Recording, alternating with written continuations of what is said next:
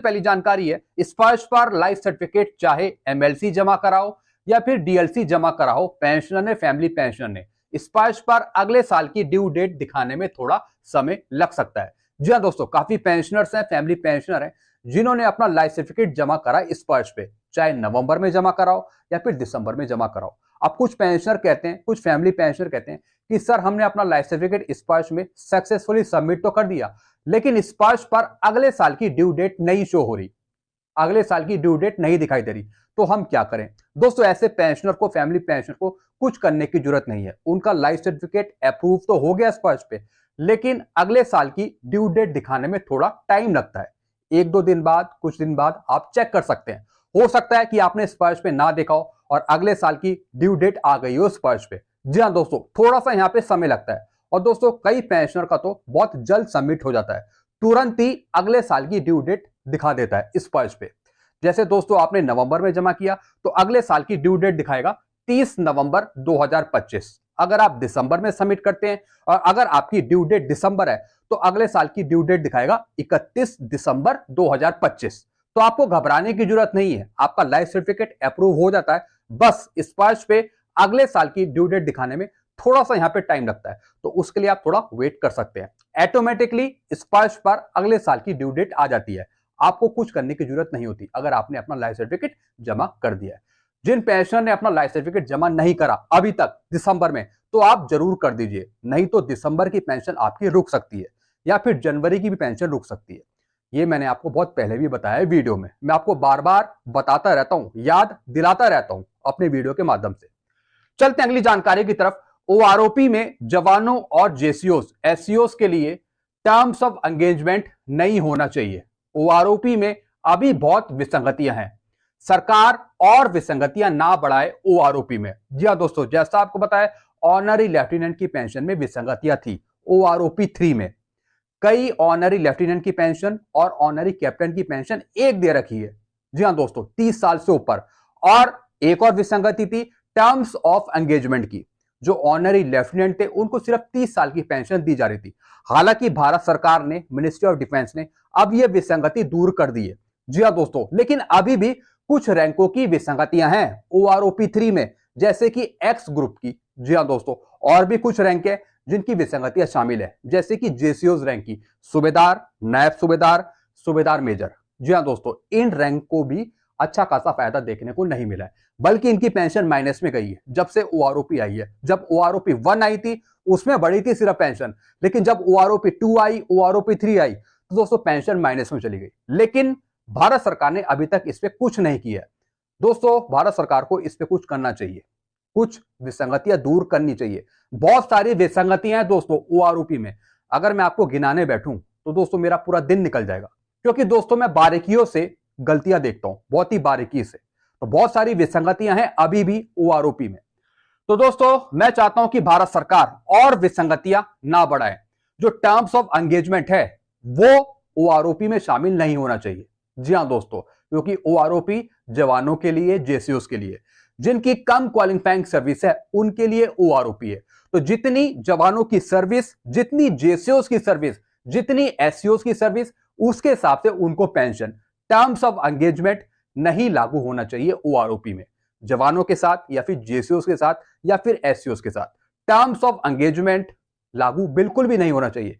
एक तरीके की दोस्तों ये विसंगतियां हैं, ये भी एक विसंगति में आती है अगर आप सही से देखें, क्योंकि इससे आपकी पेंशन कम होती है। क्योंकि टर्म्स ऑफ एंगेजमेंट का मतलब क्या है कि कम क्वालिफाइंग सर्विस की आपको पेंशन देना, यानी जितनी आपकी क्वालिफाइंग सर्विस है उसके हिसाब से आपको पेंशन नहीं मिलेगी, कम क्वालिफाइंग सर्विस के साथ को पेंशन मिलेगी। जैसे कि ऑनरी लेफ्टिनेंट के साथ हुआ, पहले 30 साल की पेंशन उनको दे रहे थे, हालांकि अब कह दिया कि 30 साल से ऊपर की पेंशन दी जाए। तो दोस्तों टर्म्स ऑफ एंगेजमेंट बिल्कुल भी नहीं होनी चाहिए। जो ओआरओपी 1 सर्कुलर था 555, उसमें जो अपेंडिक्स एक्स था, हालांकि दोस्तों ऑनरी लेफ्टिनेंट के लिए वो अब चेंज हो गया है। जी हाँ दोस्तों, अब उनकी जो सर्विस है वो 21 से 33 साल कर दी गई है ऑनरी लेफ्टिनेंट के लिए। लेकिन जो बाकी रैंक है उनमें भी टर्म्स ऑफ एंगेजमेंट लागू नहीं होना चाहिए, मेरा ऐसा कहना है। चलते हैं दोस्तों अगली जानकारी की तरफ। क्या ओआरओपी 3 का रिवीजन दोबारा होगा? क्या सरकार मान गई है? दोस्तों अभी सरकार ने, मिनिस्ट्री ऑफ डिफेंस ने अभी सिर्फ एक विसंगति दूर करी है, और वो भी ओआरओपी 3 की ऑनरी लेफ्टिनेंट की पेंशन की। जी हाँ दोस्तों, ऑनरी लेफ्टिनेंट की जो पेंशन है वो 30 साल से ऊपर की करी गई है, जैसा कि सर्कुलर भी आया था पीसीडीए का, सर्कुलर नंबर 679। लेकिन जो बाकी विसंगतियां हैं ओआरओपी में, वो अभी वैसे की वैसी है। वो सरकार ने, मिनिस्ट्री ऑफ डिफेंस ने, पीसीडीए ने नहीं सुधारी है। जैसे कि जेसीओस की पेंशन या फिर एक्स ग्रुप की विसंगतियां। एक्स ग्रुप की विसंगतियां अभी तक दूर नहीं हुई है, वो काफी लंबे समय से चलती आ रही है। कोर्ट में भी केस हो रहे हैं, सुनवाई हो रही है, क्या हो रहा है अभी कोई अपडेट नहीं आई है। वो अभी केस वैसे ही कि वैसे ही पड़े हैं, अभी कुछ नया नहीं हुआ है उसमें, और ना ही भारत सरकार इस पे कुछ सुन रही है। अभी सिर्फ एक विसंगति दूर हुई है और वो है ऑनरी लेफ्टिनेंट की सर्विस। जी हाँ दोस्तों, जो सर्विस थी उनकी, जो उनको 30 साल की पेंशन दी जा रही थी, सर्विस बढ़ा दी गई है। जो टेन्योर है वो बढ़ा दिया गया है, बाकी विसंगतियां वैसे की वैसी हैं। तो दोस्तों, क्या सरकार आपकी विसंगतियां दूर करेगी आगे चलकर? क्या ओआरओपी 3 का दोबारा रिवीजन होगा? दोस्तों, ओआरओपी 3 का दोबारा रिवीजन तो नहीं होगा, लेकिन आप अपनी जो मांग है वो आप लगातार भारत सरकार तक पहुंचाइए। जी हाँ दोस्तों, जो आप मांग करना चाहते हैं, चाहे वो विसंगतियों को दूर करने की मांग हो, चाहे जेसीओस की पेंशन बढ़ाने को लेकर हो, चाहे एक्स ग्रुप की विसंगतियों को दूर करने को लेकर हो, या फिर सिपाही नायक हवलदार की और पेंशन बढ़ाने को लेकर हो, जो भी आपकी मांग है लिखित रूप में आप भारत सरकार को दीजिए। कभी कोई ऐसा दिन तो आएगा जिसमें भारत सरकार आपकी मांगों को सुनेगी, हम ऐसी प्रार्थना करते हैं। लेकिन अभी फिलहाल दोस्तों सिर्फ एक विसंगति दूर हुई है, ऑनरी लेफ्टिनेंट की।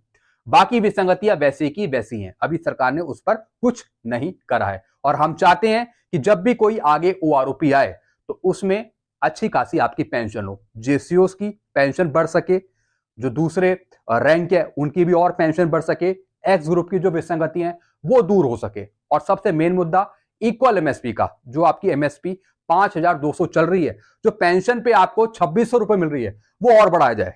जी हाँ दोस्तों, क्योंकि 2600 से भी दोस्तों आजकल कुछ होता नहीं है, आजकल की महंगाई को देखते हुए। तो एमएसपी आपकी अभी को देखते हुए 15,000 से ऊपर होनी चाहिए, बिल्कुल 15,000 से ऊपर।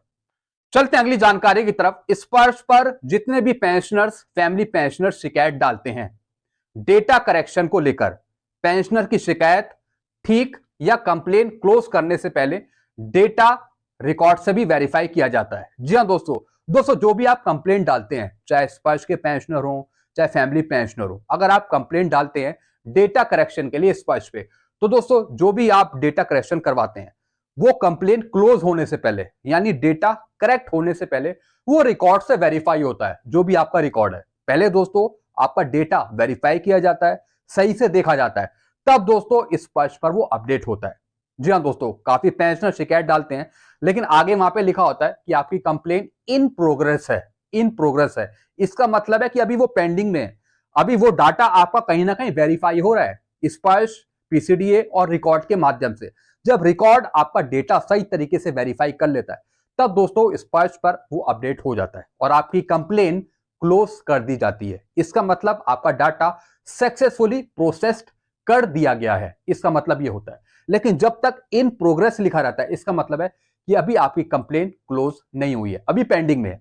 तो आप थोड़ा वेट भी कर सकते हैं, और जैसे ही आपका डाटा वेरीफाई हो जाएगा, यानी आपका डेटा सही हो जाएगा, उसके बाद आपको सूचित भी कर दिया जाएगा और आपकी कंप्लेन क्लोज भी कर दी जाएगी।